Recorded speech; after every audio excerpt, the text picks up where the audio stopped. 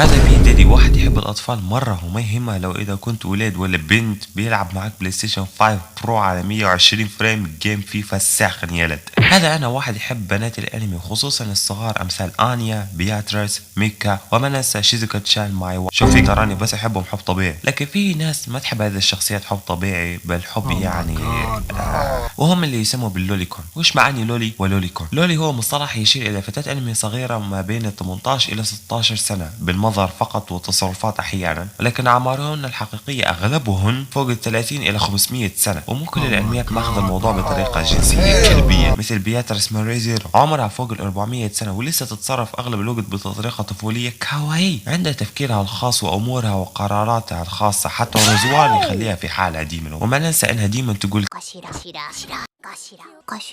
مع هذا هي كيوت ومحبوبة للجمهور خصوصا من بعد ما تغيرت مع سوبارو في الموسم الثالث. وفي شخصية لولي ثانية أسطورية بمعنى الكلمة اللي هي كسشوت أسيرولا أوريون هارت أندر بليد، أو باختصار شينوبو. لا مو ذي بل ذي، ولا تسألني ليش حافظ اسم الشخصية الطويل. شينوبو هي الشخصية المفضلة عند أغلب متابعين سلسلة مونوجاتاري واللي منهم أنا طبعا. وليش لا؟ دام إنها بكل شيء أسطورية، سواء كانت كسشوت أسيرولا أوريون هارت أندر بليد مصاصة دماء أسطورية مو بكامل قوتها، ولكنها مرة نرجسية وعندها كبرياء مرة عالي، ديما تشوف نفسها الأعظم والأفضل والأكثر كياتا، واللي هو الحق في هذا الأنمي، وديما تحب تكون في عزلة عن البشر وحياتهم. شخصية بماضي أسطوري وتاريخي حتى تطور رهيب، وكل شيء عندها ماشي على العقل أكثر من القلب أو بالمنطق أكثر من المشاعر. ولولي لطيفة فقط وكوي فقط، يعني بدون كتابة قوية أو شيء أقوى.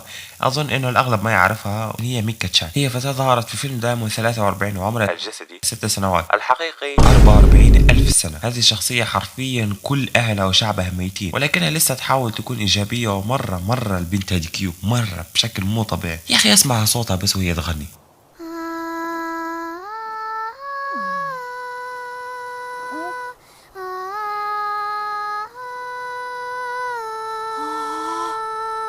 والآن زي ما قلت كل الإيجابيات هذيك، لازم أجي للجانب السيء في الموضوع واللي هم اللوليكون. اللوليكون هو مصطلح يشير للشخص الذي ينجذب للأطفال بطريقة ديدي في أحسن حالاته بالطور النهائي. حرفيا في ناس تحب كل الشخصيات اللي ذكرتهم بطريقة جنسية، لا ولا هم واحد ولا اثنين ولا مجتمع كامل عندهم نفس الجرثومة في أمخاخهم. ومهما كنت تحاول توعيهم بوات اللي قاعدين تسوونها، يقول لك هي بنت انمي مو حقيقية في النهاية ونحن نحب الصغار مرة. اوكي سبت كل بنات الانمي وجيت لذولا ريم شينوبو بطول الكسشوت اسيرولا اوريون هارت اندر بليد، مارين، لوسي، نيزوكو، فريلاند، تاكاجي، يور، ميكو، شيزوكو، اوتشاكو.